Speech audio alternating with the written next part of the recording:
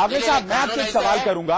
आज जो संजय राउत साहब का बयान है वो तो वाकई हास्यास्पद है। अगर किसी मराठी प्लेयर को आगे नहीं बढ़ाया सचिन तेंदुलकर ने तो उनका दोष है। अगर वो क्षेत्रवाद में विश्वास नहीं करते हैं, एक जमाना था जब उत्तर बनाम पश्चिम हुआ करता था, वो युग को हम जानते हैं। तो अगर सचिन ने आगे नहीं बढ़ाया कांबली को, और कांबली जिन्हें 9 चांसेस मिले हैं, तो ये भी दोष सचिन का है।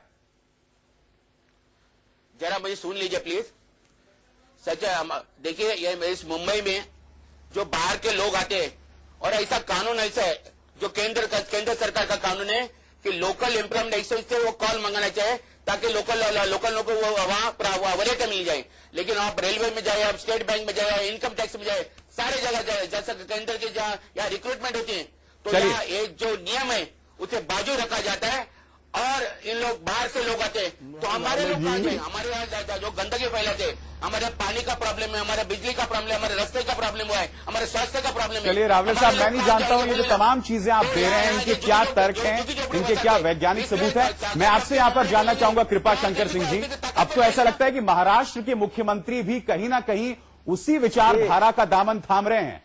अब वो ये कहते हैं कि नौकरियों में मराठियों को प्राथमिकता मिलनी चाहिए।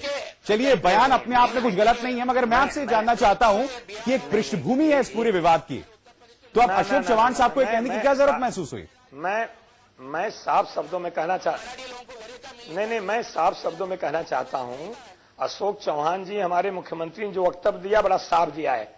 हमने खुद, बहुत सारे लोगों ने चिट्ठी रेल विभाग को लिखी होगी, मैंने चिट्ठी लिखी है, मुंबई कांग्रेस के अध्यक्ष के लेटर पैड पे लिखी है कि जैसे प्रश्न पत्र हिंदी और अंग्रेजी में होते हैं, दूसरे राज्यों में उनका क्वेश्चन आंसर का जो पेपर होता है वो मतलब लोकल भाषा में भी होना चाहिए। मैंने चिट्ठी लिखी थी कि हिंदी अंग्रेजी के अलावा मराठी में भी उनके प्रश्न पत्र होने चाहिए। तो ये भाषा के आधार पर राज्य की निर्मित हुई है, उसको लेकर के राजनीतिकरण नहीं होना चाहिए। इसलिए मेरा कहना है कि अशोक चौहान जी, मुख्यमंत्री जी ने बड़ा साफ शब्दों में जो उन्होंने कहा है उसको देख लीजिए।